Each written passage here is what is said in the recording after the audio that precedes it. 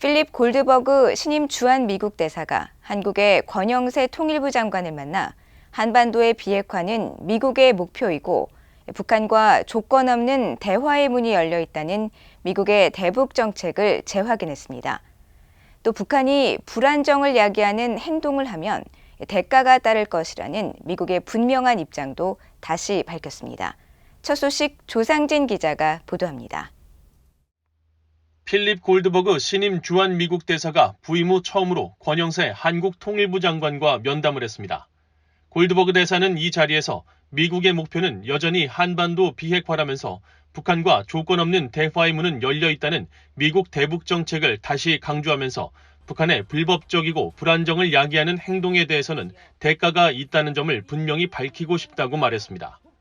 그러면서 북한의 불법적인 대량 살상 무기와 탄도미사일 프로그램은 국제 평화와 안보에 위협이 될 뿐만 아니라 국제 비확산 체제에도 위협이 되고 있다면서 미한 양국은 북한을 억제하고 북한의 불법적인 무력 사용에 맞서 방어하고 북한의 무기 프로그램을 차단하는 데 중요한 이익을 공유하고 있다고 밝혔습니다.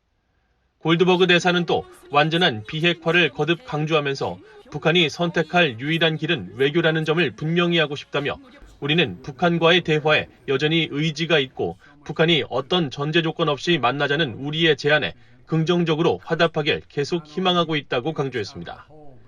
이어 최근 북한의 여러 긴장 고조 행동에도 불구하고 미국의 방침은 변하지 않았다면서 정치적 상황과 관계없이 인도적 지원을 할 의지가 있다는 점도 거듭 확인했습니다. 또 북한에 대한 백신 등 신종 코로나 바이러스 감염증 관련 지원을 지지한다는 뜻도 밝혔습니다. 권영세 장관은 남북 관계에 관한 골드버그 대사의 발언에 대해 모든 부분에서 전적으로 동의한다고 화답했습니다. 또 북한이 대량 살상 무기를 개발하고 국제사회에 위협이 되는 활동을 하는 데 대해 같은 민족으로서 안타깝고 한편으로는 더 절실히 도와 그런 행동을 멈추도록 해야겠다는 생각이 든다고 말했습니다. 또 남북 관계의 군사적, 정치적 상황과 관계없이 인도적 협력이 이뤄져야 한다는 입장을 거듭 강조하고 대북 보건의료 협력 의사를 담은 대북 통지문을 취임 직후 보냈지만 아직 답을 받지 못했다면서 우리의 제의는 여전히 유효하다고 밝혔습니다.